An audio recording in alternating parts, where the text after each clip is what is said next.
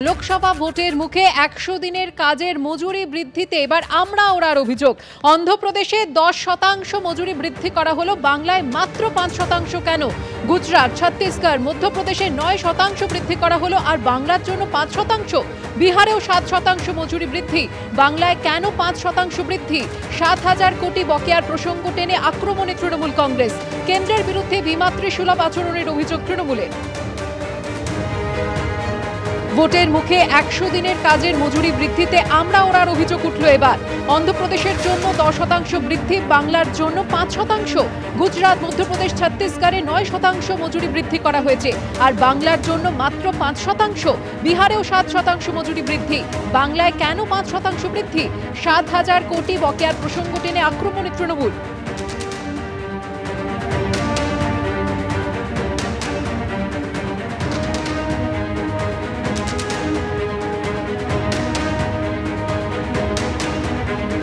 বাংলা থেকে তুলে নিয়ে যাওয়া ট্যাক্সের টাকা তিনি কখনোই কিন্তু উত্তরপ্রদেশ, বিহার, অন্য রাজ্যে খরচা করতে পারেন না। এটা বাংলার মানুষকে ফেরত দেওয়ার কথা, সেটা না দিয়ে তিনি প্রতারিত করছেন বাংলার মানুষ। এখন নির্বাচনের মধ্যে এইসব ওই ১৫ লাখের মতো গল্প উনি বলছেন। আমরা নির্বাচন কমিশনের কাছে অবশ্যই যাব।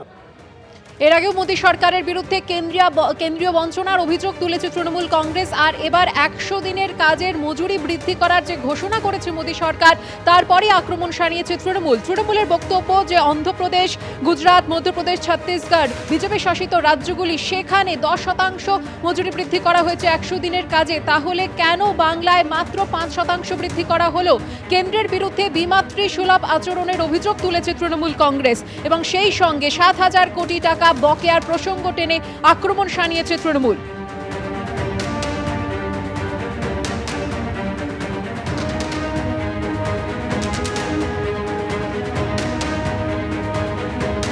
এই মুহূর্তে আমরা টেলিফোনে যোগাযোগ করে নিয়েছি রাজ্য বিজেপির মুখপাত্র শ্রমিক ভট্টাচার্যের সঙ্গে।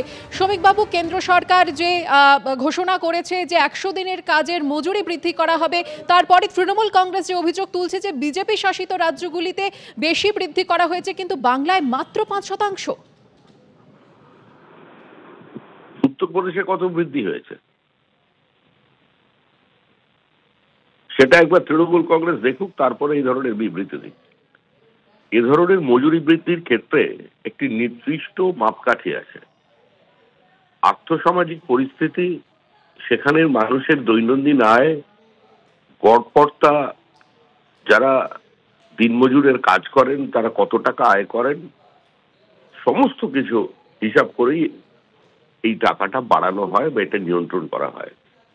তো আজকে একটা পরিযায়ী শ্রমিকের ভালো উত্তর দিতে পারবেন, কারণ যে শ্রমিক মুর্শিদাবাদে রাজমিস্ত্রির কাজ করে, সে অন্ধ্রপ্রদেশে গিয়ে কত টাকা দৈনন্দিন রোজগার করে। কেন পশ্চিমবঙ্গ থেকে ৬৫ লক্ষের বেশি পরিযায়ী শ্রমিক আজকে ভিন্ন রাজ্যে চলে গেছে? কারণ তাদের রোজগার বেশি, তাদের একদম সহজ কথায় যেটাকে বলে রোজ, সেইটা অনেক বেশি, এবং সেখানে খরচাও বেশি আছে। তো সেই ক্ষেত্রে এটা বৃদ্ধি হয়েছে। তৃণমূল কংগ্রেসের যেটা দুঃখ, সেই দুঃখটা প্রান্তিক মানুষের জন্য নয়, দরিদ্র মানুষের জন্য নয়। তৃণমূল কংগ্রেস যদি জানে যদি ভবিষ্যতে আরো বেশি টাকা আসে, তাহলে সেটাকে সাইফন অফ করে অন্য কোনো খাতে ঢোকানো হবে, কিংবা ভুয়ো জব কার্ডের মধ্যে দিয়ে তৃণমূল কংগ্রেসের স্থানীয় নেতাদের পকেটে চলে যাবে।